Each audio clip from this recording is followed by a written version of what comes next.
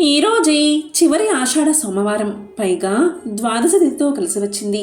మరి ఈరోజు ఈ కథను వింటే చాలు, ఆ శివకేశవుల సంపూర్ణ అనుగ్రహం లభిస్తుంది. మరి ఆ కథ ఏంటో ఇప్పుడు ఈ వీడియోలో తెలుసుకుందాం. ఒకప్పుడు శివుడు తన భార్య అయిన పార్వతీదేవికి బ్రహ్మాండ యానాన్ని అంటే విశ్వరహస్యాలను వివరించాలని సంకల్పించాడు. ఆమె కూడా తెలుసుకోవాల్సిందంతా నేర్చుకోవాలి అనే తపనతో ఉంది. కాబట్టి శివుడు ఈ విశాల విశ్వం యొక్క సృష్టి వెనుక ఉన్న కథను ఆమెకు వివరించడం ప్రారంభించాడు. మొదట ఆమె తన భర్త చెప్పేదానిపై ఏకాగ్రత పెట్టి శ్రద్ధగా విన్నది. ఆమె వింటూనే ఉంది. ఇది ఇలా సంవత్సరాలు కొనసాగింది. కానీ శివుడి పాఠానికి అంతం కనిపించలేదు. చివరికి ఎంత ప్రయత్నించినా పార్వతి తన ఏకాగ్రతను కోల్పోయింది. ఇది చూసిన శివుడు ఆమె ప్రవర్తనలో వచ్చిన మార్పుకు కోపగించాడు. పార్వతి, నేను చెప్పేది నీకు విసుగుగా అనిపిస్తే నేను ఆపేస్తాను. ఇంత ముఖ్యమైన విషయం మీద నువ్వు ఏకాగ్రత పెట్టలేకపోతే నువ్వు జాలర్ల కుటుంబంలో పుట్టి ఉండాల్సింది. అప్పుడు నువ్వు కష్టపడి పనిచేస్తూ ఇలాంటి విషయాల గురించి ఆలోచించకుండా ఉండేదానివి అన్నాడు శివుడు. పార్వతి ఎంతో బాధపడింది. అదేవిధంగా శివుడు కూడా. అయ్యో, అతను ఏదైనా చేసేలోపే పార్వతి ఆ ఇంటి నుంచి అదృశ్యమైంది. శివుడు దీనికి ఎంతో బాధపడ్డాడు. తన మాటలకు పశ్చాత్తాపపడ్డాడు. నా ప్రియమైన భార్య లేకుండా నేను ఎలా బతకాలి అని మనసులో అనుకున్నాడు. శివుడి మాటలు నిజమయ్యాయి. సుదూర భూలోకంలో పార్వతి ఒక ఆడశిశువుగా జన్మించింది. ఒక చెట్టు నీడలో పడుకుని ఉంది. కొద్దిసేపటికి పర్వరులు అనే జాలర్ల బృందం అటుగా నడుచుకుంటూ వెళ్తూ ఉండగా వారి నాయకుడు ఆ పాపను చూశాడు. అతను ఆమెను ఎత్తుకుని వెంటనే ఆ పాప అందానికి ముగ్ధుడయ్యాడు. అతను ఇలా అనుకున్నాడు, దేవతలు నన్ను ఆశీర్వదించారు. ఎంత అందమైన పాప! నేను ఈ పాపను నా సొంత కూతురులా పెంచుకుంటాను అని అతను అనుకున్నాడు. ఆ నాయకుడు పాపను ఇంటికి తీసుకువెళ్ళాడు. అతను ఆమెకు పార్వతి అనే పేరు పెట్టారు.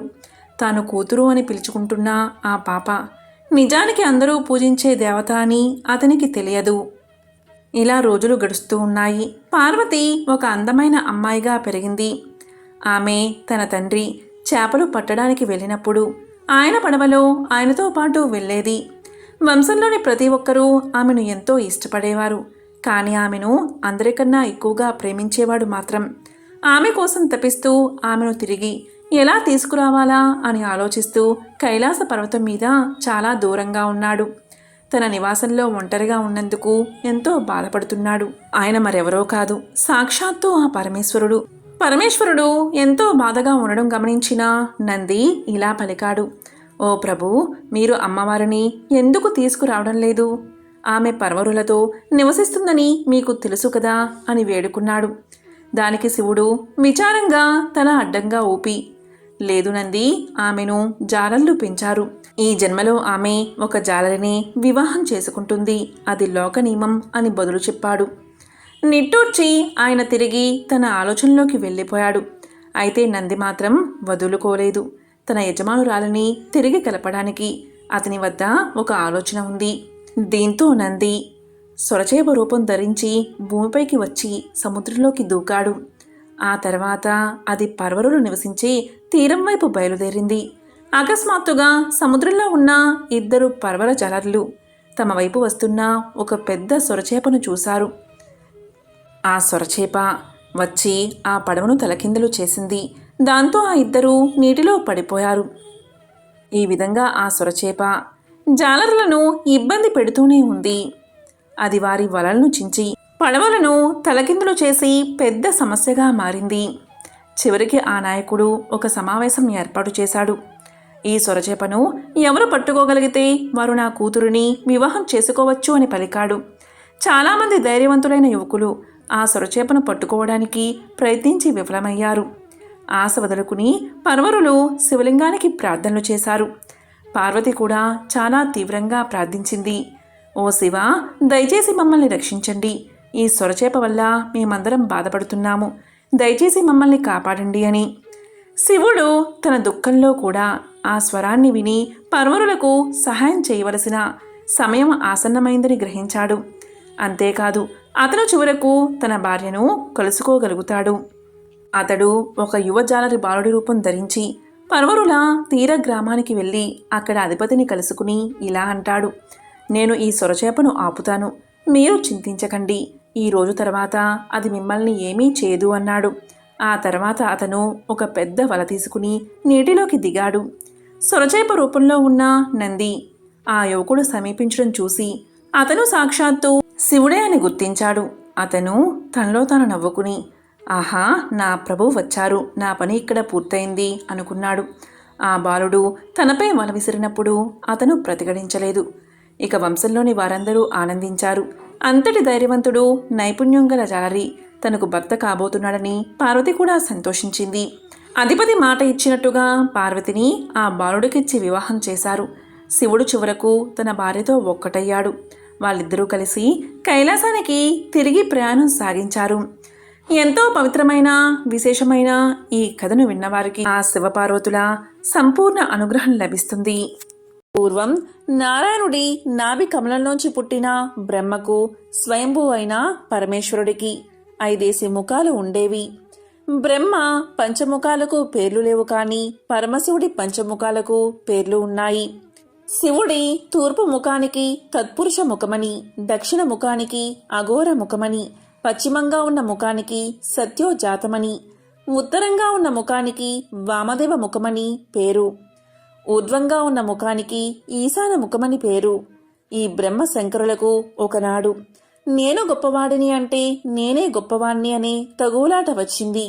నాకు 5 శిరస్సులు ఉన్నాయి చూసావా అన్నాడు బ్రహ్మ. నాకు 5 శిరస్సులే ఉన్నాయి, కానీ నాకు 5 ముఖాలలో 5 మూళ్ళు 15 కళ్ళు ఉన్నాయి చూసావా, అందుకే నేను గొప్పవాణ్ణి అన్నాడు శివుడు. వారిద్దరి తగవు క్రమంగా పెరిగి పెద్దదై యుద్ధానికి దారితీసింది. వారిద్దరికీ పెద్ద యుద్ధమే జరిగింది. ఆ మహాయుద్ధంలో శివుడు రుద్రాకారంతో విజృంభించి ఊర్ధ్వంగా ఉన్న బ్రహ్మగారి 5వ శిరస్సును ఖండించేశాడు. శివుడికి బ్రహ్మహత్యా దోషం సంక్రమించింది. నరికిన బ్రహ్మదేవుని తల శివుని చేతికి అంటుకుపోయింది. బ్రహ్మదేవుడు, నా శిరస్సును తెగ నరికావు కనుక నువ్వీనాటి నుంచి బిచ్చమెత్తుకుంటూ నా తల పుర్రెని, కపాలాన్ని భిక్ష పాత్రగా ఉపయోగించుకుంటూ తిరగమని శపించాడు. అప్పట్నుంచి శివుడు ఆది భిక్షుకు అయ్యాడు. ఈశ్వరుడు చాలా అందమైన రూపం కలవాడు. అతడు బదరికా వనంలో మునుల ఆశ్రమాల దగ్గరకు వచ్చి భవతి భిక్షాందేహి అని అడిగితే ఆ ముని భార్యలు బిచ్చం వేయడానికి వచ్చి అతని సుందర ఆకారాన్ని చూసి మోహభ్రాంతులై శివుని వెంట పోతూ ఉండేవారు. అందులోనూ ఈశ్వరుడు దిగంబరుడు కదా. మునులంతా నువ్వు వస్త్రాలు ధరించి భిక్షాటనకు రమ్మని కోరారు. కాని శివుడు వినిపించుకోక దిగంబరుడుగానే వస్తూ ఉండేవాడు. మునిపత్నులు అతన్ని చూసి వెంట పడుతూనే ఉండేవారు. ఇది చూసి సహించలేక మునులందరూ, నీ లింగం భూమి మీద రాలి పడిపోవుగాక అని శపించారు. అంతే, శివలింగం నేల మీద పడి 1000 సూర్యుల కాంతితో ప్రకాశిస్తూ ఉంది. దాన్ని చూసి శివుడు విచారపడి ఆ మునుల్ని చూసి ఇలా పలికాడు: మీ అందరికీ జ్ఞాన ప్రదాతను నేనే. మీ తపస్సులన్నీ నా అనుగ్రహం లేనిదే ఫలించవు. ఈనాటి నుంచి త్రిలోక వాసులు ఈ లింగాన్నే పూజించాలి, అప్పుడే నా అనుగ్రహం మీకు కలుగుతుంది అని శాసించాడు. మునులు భగవంతుణ్ణి శపించినందుకు పశ్చాత్తాపపడి ఆ శివలింగాన్ని గంగాజలంతో అభిషేకించి శివుడి అనుగ్రహాన్ని పొందారు. శివుడు బ్రహ్మ కపాల క్షేత్రానికి వెళ్ళగానే చేతినుంచి బ్రహ్మ శిరస్సు ఊడి అక్కడ పడి అదొక పుణ్యస్థలం అయ్యింది. అక్కడ్నుంచి శివుడు ప్రభాస తీర్థానికి వెళ్ళి అక్కడ ఆ తీర్థంలో స్నానం చేసి బ్రహ్మహత్యా పాతకాన్ని పోగొట్టుకున్నాడు అని వశిష్ఠ మహర్షి దిలీప మహారాజుకు చెప్పాడు. ఒకసారి పరమేశ్వరుడు కైలాస పర్వతం మీద కూర్చుని ఉండగా పార్వతీదేవి శివుడి వద్దకు వెళ్తూ వెళ్తూ తన దృష్టిని భూలోకంపై సారించింది.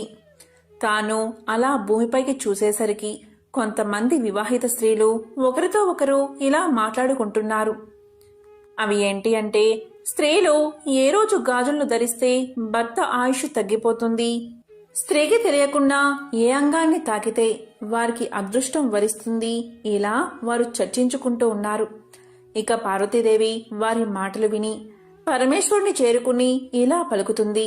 ప్రభు, నేను భూలోకంలో అలా చూసేసరికి కొందరు స్త్రీలు ఇలా చర్చించుకుంటున్నారు. వారి చర్చ విని నా మనసు కలత చెందింది. కాబట్టి దయచేసి నా మనసులో ఉన్న ఈ 2 ప్రశ్నలకు కూడా మీరే సమాధానం చెప్పండి, నన్ను సంతృప్తి పరచండి అని కోరుకుంది. అలా పలకగానే పరమేశ్వరుడు పార్వతీదేవిని ఆ ప్రశ్నలు చెప్పమని అడిగాడు. అప్పుడు పార్వతీదేవి ఇలా చెబుతుంది. నా మొదటి ప్రశ్న ఏంటి అంటే, స్త్రీ యొక్క ఏ ప్రదేశాన్ని తాకడం వల్ల రాత్రికి రాత్రే ఆ వ్యక్తి తన రాతను మార్చుకోవచ్చు? అలాగే రెండవ ప్రశ్న ఏంటి అంటే, ఏ రోజున స్త్రీలు గాజులు ధరిస్తే భర్త ఆయుష్ తగ్గుతుంది అని అడగ్గా పరమేశ్వరుడు ఇలా చెప్పడం ప్రారంభించాడు. పార్వతి, చూడు, నీవు అడిగిన 2 ప్రశ్నలకి కూడా నేను ఒక చిన్న కథ ద్వారా సమాధానం తెలియచేస్తాను. కాబట్టి శ్రద్ధగా విను అంటూ ఇలా చెప్పడం ప్రారంభించాడు. ఒక నగరంలో ఒక ధనవంతుడు నివసిస్తూ ఉండేవాడు. అతను చాలా ధనవంతుడు. తన దగ్గర ఇల్లు, వాహనాలు, ధనం, ధాన్యం దేనికి కూడా ఎటువంటి కొదవా లేదు. ఆ ధనవంతుడికి 3 కొడుకులు ఉన్నారు. కొడుకులు 3కి వివాహం జరిగింది. కోడళ్లు 3 కూడా అత్త మామలను తమ కన్న తల్లిదండ్రుల్లాగా చూసుకునేవారు. భర్తలను ఎంతో ప్రేమతో అన్యోన్యంగా చూసుకునేవారు. వారికి సేవలు చేస్తూ ఉండేవారు. అందువల్ల ఆ ఇల్లంతా కూడా చాలా సంతోషకరమైన వాతావరణంలో ఉండేది. కాని ఆ ధనవంతుడు పెద్ద కుమారుడు మాత్రం దుష్ట స్వభావం కలిగినవాడు. అతను ఎప్పుడూ కూడా తల్లిదండ్రులతో గొడవ పడుతూనే ఉండేవాడు. అందువల్ల ఆ ధనవంతుడు తన ఆస్తిని తన పెద్ద కొడుక్కి మాత్రం ఇవ్వలేదు. మిగిలిన 2కి 3 కోడళ్లకు తన ఆస్తిని సమానంగా పంచిపెట్టాడు. కాని ఆ ధనవంతుడు మాత్రం ఎప్పుడూ కూడా తనకు కూతురు లేదు అని బాధపడుతూ ఉండేవాడు. ఆ ధనవంతుడు ఎప్పుడు గుడికి వెళ్ళినా కూడా, నాకు కూతురు ఉంటే బాగుండు, నాకు అన్నీ ఇచ్చావు, కానీ కూతుర్ని మాత్రం ప్రసాదించలేదు అని దేవుడికి మొరపెట్టుకునేవాడు. నాకే గనుక ఒక కూతురు ఉంటే నా మనసులో ఉన్నదంతా నా కూతురుతో చెప్పుకునేవాడిని, ఆమెను ప్రేమగా చూసుకునేవాడిని అని ఎప్పుడూ కూడా భగవంతుడి దగ్గర చెప్పుకుని బాధపడేవాడు. ఒకసారి అతడు రాధాదేవి గుడి దర్శనానికి వెళ్ళాడు. ఆ ఇంటికి సమీపంలో ఉన్న రాధాదేవి గుడి దర్శనానికి ప్రతిరోజు కూడా వెళ్తూ ఉండేవాడు ధనవంతుడు. ఒకసారి అలా వెళ్ళినప్పుడు ఒక సాధువు అక్కడికి వచ్చాడు. అప్పుడు ఆ సాధువు ధనవంతుణ్ణి చూసి ఇలా పలుకుతాడు. చూడు నాయనా, నీ ముఖంలో ఎందుకు విచారం కనిపిస్తుంది అని అడుగుతాడు. అప్పుడు ధనవంతుడు ఇలా సమాధానం చెప్తాడు. స్వామి, నాకు జీవితంలో దేనికి ఎటువంటి లోటు లేదు, కానీ నాకు కూతురు లేదు, అందుకే నా విచారం అని చెప్పగా సాధువు ఇలా పలికాడు. నీవు జీవితంలో ఏదైతే లేదు అనుకుంటున్నావో ఆ స్థానంలో నీవు భగవంతుణ్ణి ఊహించుకో. ఆ స్థానంలో భగవంతుణ్ణి ఉంచి చూడు. అప్పుడు నీ జీవితం ఎంత సుఖమయం అవుతుందో, నీ మనసు ఎంత తేలిక అవుతుందో నీవే చూడు అని చెప్పాడు. అప్పుడు ఆ ధనవంతుడు ఇలా పలుకుతాడు. స్వామి, మరి దానికోసం నేనేం చెయ్యాలి అని అడుగుతాడు. అప్పుడు ఆ సాధువు ఇలా పలుకుతాడు. నీవు నీ కూతురు స్థానంలో ఆ రాధాదేవిని అంగీకరించు అని పలకగా ధనవంతుడికి సాధువు చెప్పిన మాటలు నచ్చుతాయి. అప్పుడు ఆ ధనవంతుడు ఆ రోజు నుంచి రాధాదేవిని తన కూతురిగా చేసుకున్నాడు. రాధాదేవి యొక్క చిత్రపటాన్ని తన గదిలోనే పెట్టుకున్నాడు. ఆ రోజు నుంచి ఆ ధనవంతుడి జీవితం పూర్తిగా మారిపోయింది. నిద్ర లేచినప్పటి నుంచి కూడా అతను రాధను తన కుమార్తెగా భావించి ఆమెతో మాట్లాడడం ప్రారంభించాడు. అంతేకాదు, ఆ ధనవంతుడు తన కుమార్తెగా భావించి ప్రతి విషయాన్ని కూడా రాధాదేవికి చెప్పుకునేవాడు. అతను ప్రతిరోజు దుకాణానికి వెళ్లే ముందు రాధకు ప్రసాదాన్ని అందించి సాయంత్రం తిరిగి రాగానే రాధకు పాదాభివందనాలు చేసి ఆమెతో మాట్లాడి ప్రసాదాన్ని అందించిన తర్వాతే తాను భోంచేసి నిద్రపోయేవాడు. ఇలా అతను ఉన్నప్పటి నుంచి ఆ ధనవంతుడు ఎంతో ఉల్లాసంగా ఆనందంగా ఉంటూ ఉండేవాడు. ఎవరైనా అతన్ని నీకెంతమంది పిల్లలు అని అడిగితే నాకు 3 కొడుకులు, 3 కోడళ్ళు, 1 కూతురు అని చెప్పుకునేవాడు. ఒకరోజు ఆ ధనవంతుడి ఇంటికి గాజులు వేయడానికి గాజులు వేసే ఆమె వచ్చింది. కాని ఆ రోజు మంచి రోజు కాదు. అది అశుభం అని భావించిన రాధాదేవి తన మాయతో గాజులను నల్లగా మార్చేసింది. నల్లగా మార్చేసరికి ఆ గాజులు ధనవంతుడి యొక్క కోడళ్లకు నచ్చలేదు. దానివల్ల వారు గాజులు వేయించుకోలేదు. దాంతో గాజులు వేసే ఆమె తిరిగి వెళ్లిపోయింది. 2 రోజుల తర్వాత అదే గాజులు అందంగా కనిపించాయి. అలా గాజులు వేసే ఆమె 2 రోజుల తర్వాత గాజులను మళ్లీ తీసుకువచ్చింది. దీంతో ముగ్గురు కోడళ్ళు కూడా గాజులు వేయించుకున్నారు. తరువాత రాధాదేవి కూడా ఆమెతో గాజులు వేయించుకుంది. గాజులు వేసే ఆవిడ రాధ రూపాన్ని చూడగానే మనసులో ఇలా అనుకుంది, ఈమె ఎవరు, ఎంత అందంగా ఉందో, ఎవరైనా ఇతని ఇంటికి అతిథులై వచ్చారేమో అని మనసులో అనుకుంది. ఎందుకంటే తాను ఎప్పుడు ఇంటికి వచ్చినా కూడా ధనవంతుడి ముగ్గురు కోడళ్ళు మాత్రమే కనిపించేవారు. వారు మాత్రమే గాజులు వేయించుకునేవారు. అయితే ఈరోజు 4వ వ్యక్తిని చూసింది. అతిథి అయి ఉండవచ్చు అనుకుంది. గాజులు వేసే అమ్మాయి గాజులన్నీ వేసిన తర్వాత యథావిధిగా డబ్బులు తీసుకోవడానికి ధనవంతుడి యొక్క దుకాణానికి చేరుకుంది. అప్పుడు ధనవంతుడు గాజులు వేసే ఆమెను చూడగానే ఎప్పటిలాగే ముగ్గురు కోడళ్లకు గాజులు వేసినందుకు డబ్బులు ఇచ్చేశాడు. మీరు ముగ్గురికి వేసినందుకు మాత్రమే డబ్బులు ఇచ్చారు, కానీ నేను 4కి గాజులు వేశాను అని చెప్పింది ఆమె. దానికి ధనవంతుడు ఇలా పలికాడు, నా ఇంట్లో ముగ్గురు కోడళ్ళు మాత్రమే ఉన్నారు, 4వ వ్యక్తి ఎవరూ లేరు.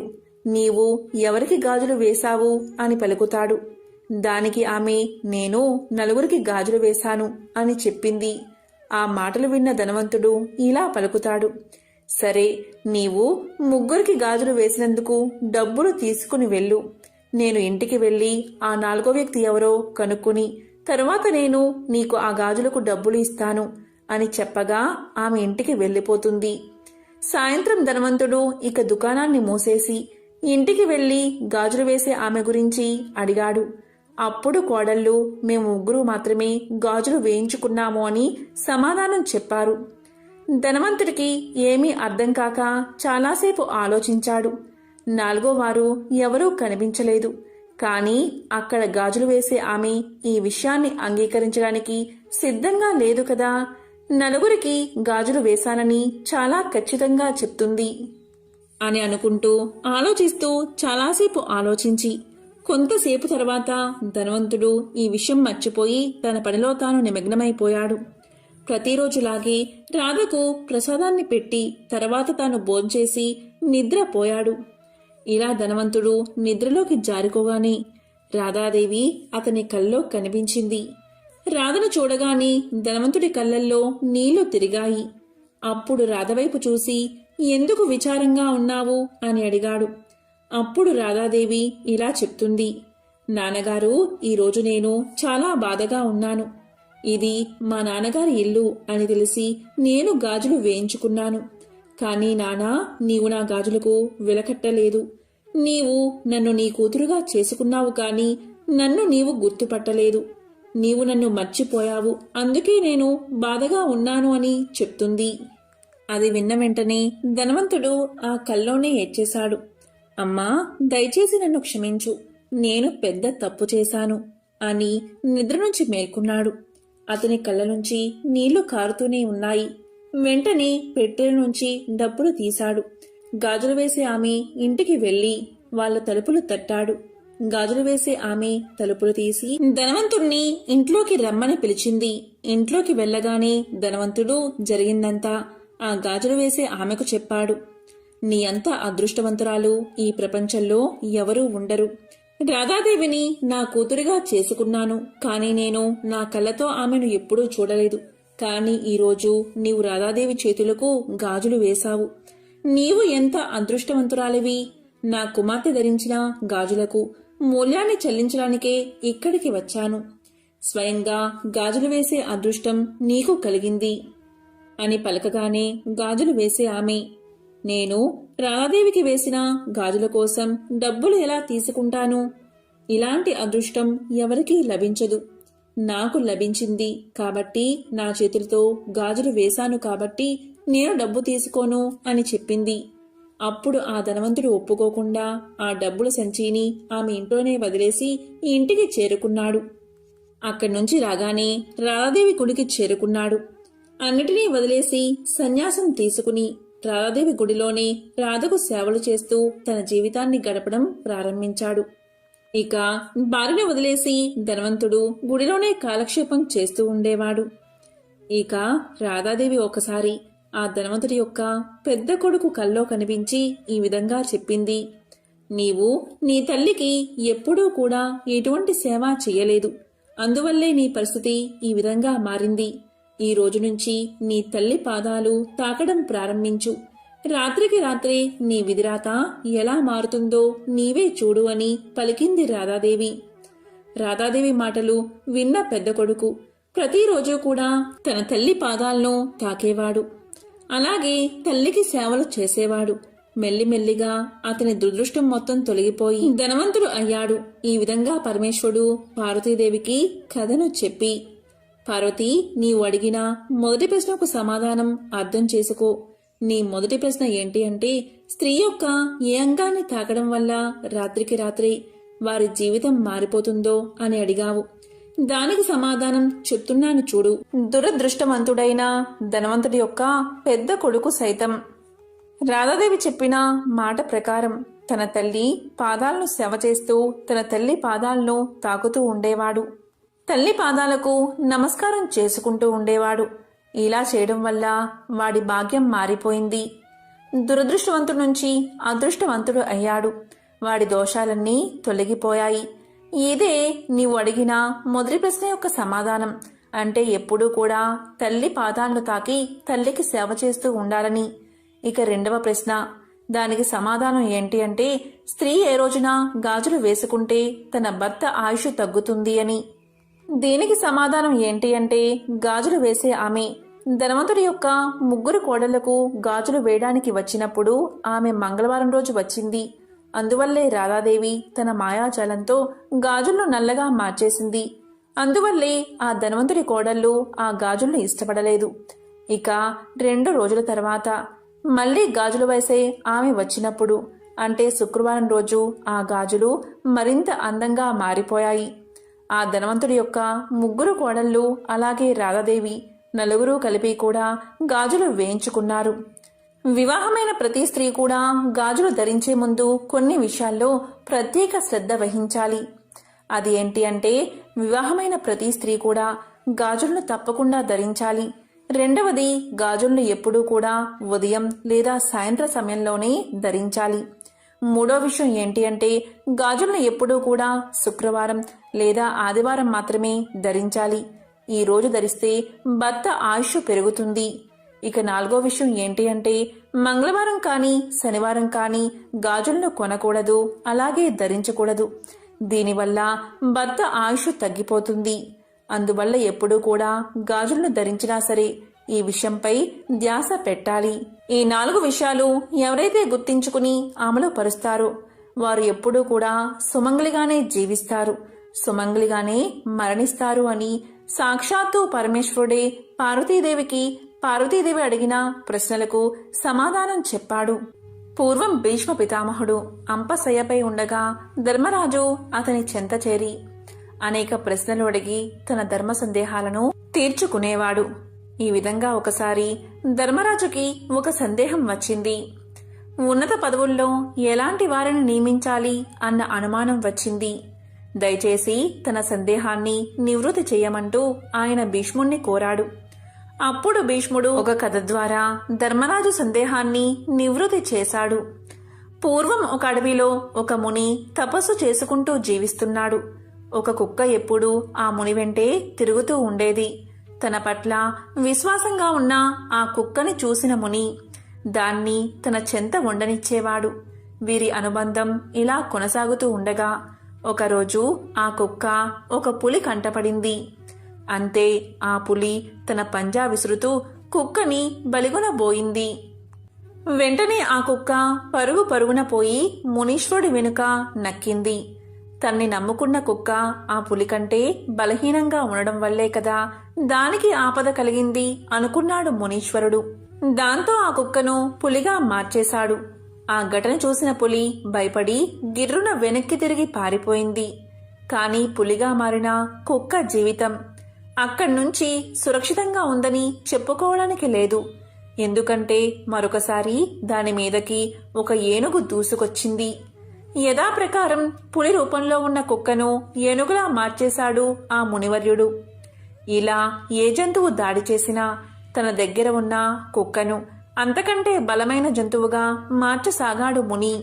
అలా బెబ్బుల్లా మారిన కుక్క ఒకరోజు బోర విరుచుకుని అడవిలో తిరగసాగింది. ఇక తన మీద దాడి చేసేంతటి శక్తి మరో జంతువుకి లేదన్న నమ్మకంతో నిర్భయంగా సంచరించసాగింది. కాని అలా తిరుగుతూ ఉండగా దాని మనసులో ఒక ఆలోచన మొదలైనది. మునివర్యులు నా మీద జాలి చూపారు కాబట్టి నన్ను అన్నిటికంటే శక్తివంతమైన జంతువుగా మార్చారు. అంతవరకు బాగానే ఉంది. కాని రేపు మరో జంతువు ఏదన్నా మునీంద్రుణ్ణి శరణు వేడితే నా పరిస్థితి ఏమిటి? అప్పుడు నాకంటే బలమైన జంతువు ముందు తల వంచాల్సిందే కదా అనుకుంది అది. అసలు ఆ మునీశ్వరుణ్ణి చంపి పారేస్తే అతను మరో జంతువు మీద జాలి చూపే అవకాశం ఉండదు అని పన్నాగం పన్నింది. కుక్క తన మనసులో ఇలాంటి దుర్మార్గపు యోచనలు చేస్తూ ఏమీ ఎరగనట్టు మునిముందరకు వచ్చి కూర్చుంది. కాని కుక్కను బెబ్బులుగా మార్చినవాడు దాని మనసులో ఏముందో గ్రహించలేడా? మునీశ్వరుడు ఎప్పుడైతే కుక్క మనసులోని దురాలోచనను పసిగట్టాడు, వెంటనే తిరిగి దానిని కుక్కగా మార్చేశాడు. అది పూర్వంలాగే కుక్క బతుకును గడపసాగింది. కాబట్టి ధర్మనందన, దుర్మార్గులకు ఉన్నత పదవులను ఇస్తే వారి బుద్ధి చివరికి ఇలాగే పరిణమిస్తుంది. అందుకే యోగ్యతని అనుసరించి పదవులను అందించాలి. అలాంటి యోగ్యులు తన అనుచరులుగా ఉన్న రాజు ఏ కార్యాన్నైనా సాధించగలడు అంటూ ముగించాడు భీష్మ పితామహుడు. పూర్వం సూత మహర్షి భరద్వాజుడికి ఇలా చెప్పడం ప్రారంభించాడు. చంద్రవంశ రాజులలో సంతనుడు ఎంతో మంచివాడు. అతను దాన ధర్మాలు చేయడంలో ఎంతో పేరు తెచ్చుకున్నాడు. అదేవిధంగా బల పరాక్రమాల్లోనూ ప్రజలను చక్కగా పరిపాలించడంలోనూ అతనికి మంచి పేరు ఉంది. దీంతో సంతనుడి మంచితనాన్ని గ్రహించిన ఇంద్రుడు అతనికి ఒక మంచి రథాన్ని బహుమతిగా ఇచ్చాడు. దానికి సంతనుడు ఎంతగానో సంతోషించి ఒక మంచి రోజు చూసుకుని ఆ రథాన్ని నడపాలని నిర్ణయించుకుని దాన్ని భద్రంగా రథశాలలో ఉంచాడు. సంతనుడు లక్ష్మీ నరసింహస్వామి యొక్క మహిమ విని భక్తి శ్రద్ధలతో నిత్యము స్వామివారిని ఆరాధిస్తూ ఉండేవాడు. ఒకనాటి ఉదయం ముహూర్తం బాగుందని తెలుసుకుని ఇంద్రుడు ఇచ్చిన దివ్య రథాన్ని ఎక్కాలని కుతూహలంతో త్వరగా స్వామివారికి పూజ చేసి బయటకు వచ్చాడు సంతనుడు. వెంటనే రథశాలకు వెళ్లి రథాన్ని బయటకు తీయించాడు.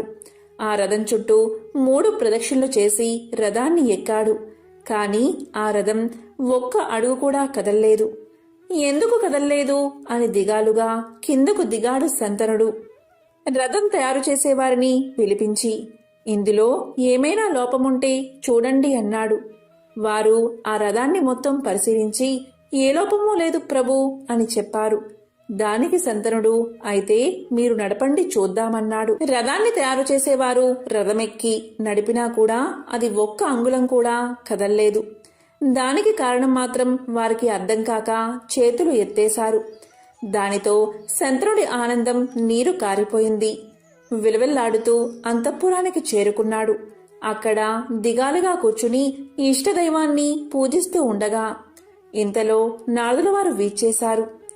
నారదుడికి సంతనుడు సవినయంగా ఆతిథ్యమిచ్చి దివ్యరథం గురించి తెలియచేశాడు. అప్పుడు నారదుడు తన ధ్యానం ద్వారా దివ్య దృష్టితో జరిగింది తెలుసుకుని ఇలా చెప్పాడు. మహారాజా, దానికి కారణం మరొకటి కాదు. రథ నిర్మాణంలో ఏ లోపమూ లేదు.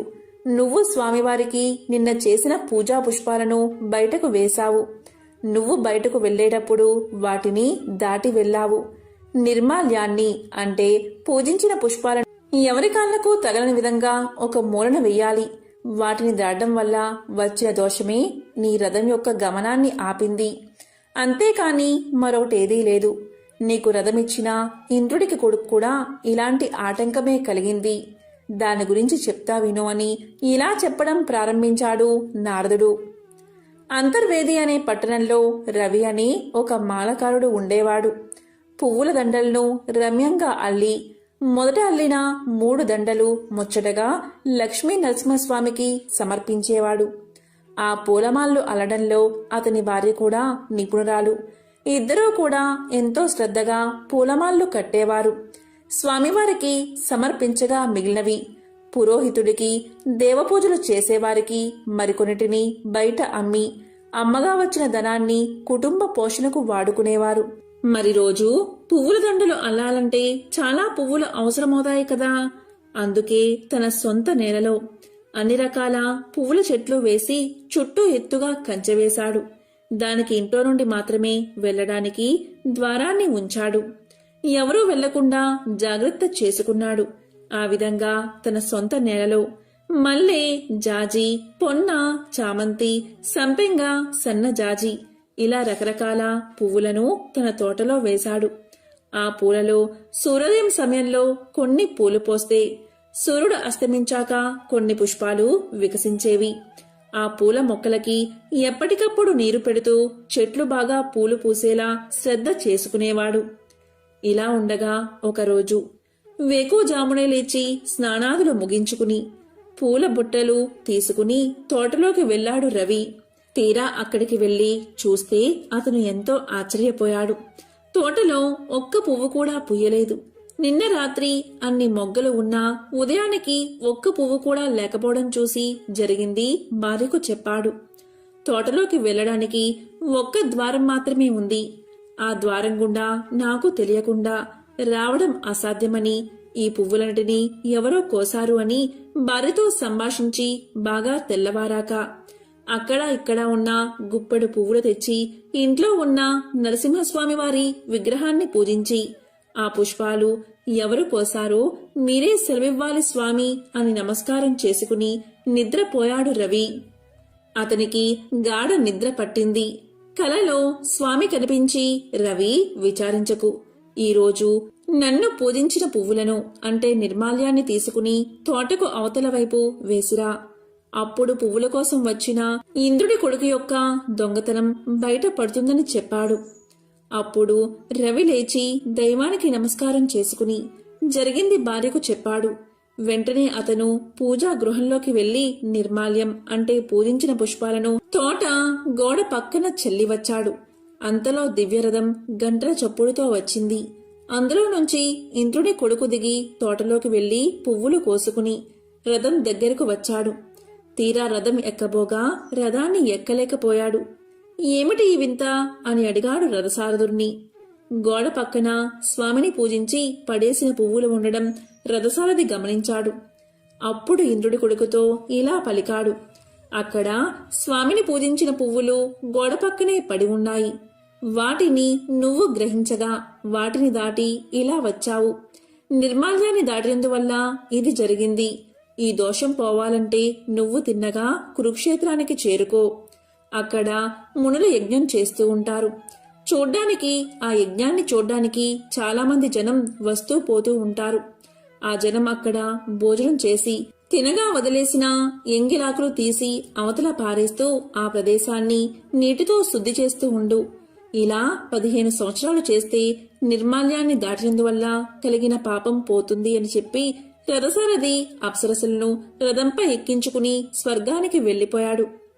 అంతటా ఇంద్రుడి కొడుకు కురుక్షేత్రానికి వెళ్లి సామాన్య మానవుడిగా వెళ్లి 15 సంవత్సరాలు ఆ విధంగా ఎంగిల ఆకులు తీసి కాలక్షేపం చేస్తూ ఉన్నాడు. తరువాత పాప విముక్తుడై తిరిగి మళ్లీ అమరావతి స్వర్గానికి చేరుకున్నాడు. కాబట్టి ఓ మహారాజా, నిర్మాల్యాన్ని అంటే దేవతలకు పూజించిన పూలను మనం ఎప్పుడూ కూడా దాటకూడదు. వాటిని ఎవరూ నడవని ప్రదేశంలో వెయ్యాలి. కాబట్టి నువ్వు కూడా కురుక్షేత్రానికి వెళ్లి అక్కడ యాత్రికులు భుజించి లేవగానే ఆ ఎంగిలి విస్తర్లు తీసి ఆ ప్రదేశాన్ని శుభ్రం చేస్తూ ఉండు. ఇలా 15 సంవత్సరాలు చేస్తే నిర్మాల్యాన్ని దాటిన దోషం తొలగిపోతుంది. ఈ విధంగా పాపం తొలగిపోయిన తర్వాత ఈ దివ్య రథమెక్కి రాజ్యాన్ని పరిపాలించు అన్నాడు నారదుడు. అంతటా నారద మహర్షి చెప్పినట్లు చేసి పాపాన్ని పోగొట్టుకుని దివ్య రథాన్ని ఎక్కి హాయిగా రాజ్యాన్ని పరిపాలించాడు శంతన మహారాజు. కాబట్టి నిర్మాల్య దోషం ఇలా ఉంటుంది అని సూత మహాముని భరద్వాజుడికి తెలియచేశాడు. ఎంతో పవిత్రమైన విశేషమైన ఈ కథను ఈరోజు విన్నా, చదివినా, చెప్పినా, వినిపించినా సకల శుభాలు కలుగుతాయి. జన్మల దోషాలు తొలగి కోటి జన్మల పుణ్యం వస్తుంది. ఓం నమః శివాయ.